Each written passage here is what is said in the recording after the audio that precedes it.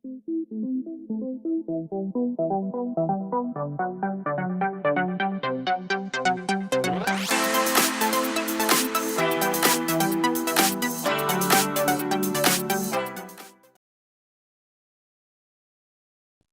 to a new episode of Diálogos Digitales.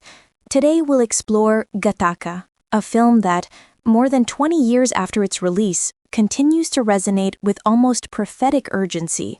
We'll discuss themes like genetic determinism versus free will, the illusion of perfection, and how the body becomes an archive in a society obsessed with biological traceability. A film that also invites us to reflect on the authenticity of identity, on what we lose when we blindly trust science to define us, and what we gain when we dare to dream against all odds. The first thing that strikes you about Gattaca is its tone. It's not a noisy dystopia filled with explosions or armed rebels.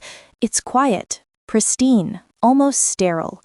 Andrew Niccol films the future as if it were a laboratory. Everything is ordered, clean, controlled. But within that perfection, something deeply human pulses. Vincent Freeman's desire to transcend his genetic fate. Exactly. And that makes me wonder, to what extent are we already living in that world? Today, we can get DNA tests for under $100, and companies already use that data to predict health risks, or even deny insurance coverage. The film didn't invent genetic discrimination. It just named it before it existed. And it does so through a powerful visual metaphor. The body as a document. Every hair, every drop of sweat, every urine sample is proof of identity. Vincent doesn't just have to pretend to be someone else, he must erase his own body. He becomes a craftsman of impersonation, collecting Jerome's samples, scrubbing away his own dead cells, injecting foreign blood. It's almost a religious routine, but one of denial, not faith. Yet, the most moving part is that in this process, Vincent doesn't lose his humanity. On the contrary, he affirms it, because his identity isn't in his DNA, but in his purpose. And that ties into another key theme, the romanticism of imperfection. Jerome, the valid, is physically perfect, but his spirit is broken. Vincent, with his defective heart, radiates a vitality Jerome lost long ago. Yes, and that tension is reflected even in the aesthetics.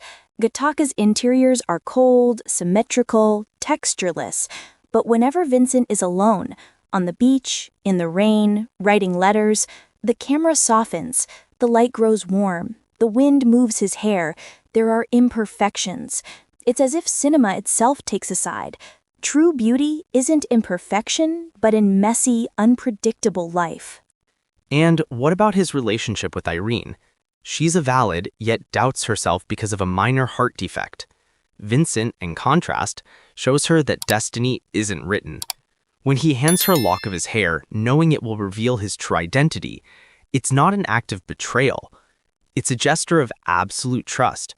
It's saying, you can see me as I really am, and still choose me. That scene captures the heart of the film, because in a society that reduces people to their biological markers, choosing someone for who they are, not for what documents they can produce, is a revolutionary act. And in the end, who wins? The system or the individual? Vincent achieves his dream, yes, but at what cost?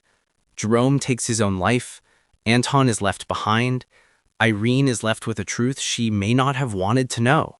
But the film doesn't celebrate individual triumph as total victory.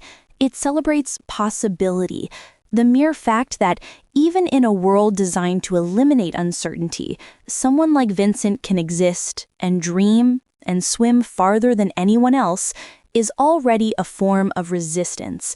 As his iconic line goes, "I never saved anything for the swim back." And that, at its core, is what defines the human spirit. Not perfection, but the willingness to risk everything for something that can't be measured. Thank you for joining us on this episode of Diálogos Digitales. We'll meet again in our next analysis, where we'll keep exploring the boundaries between science, consciousness, and cinema.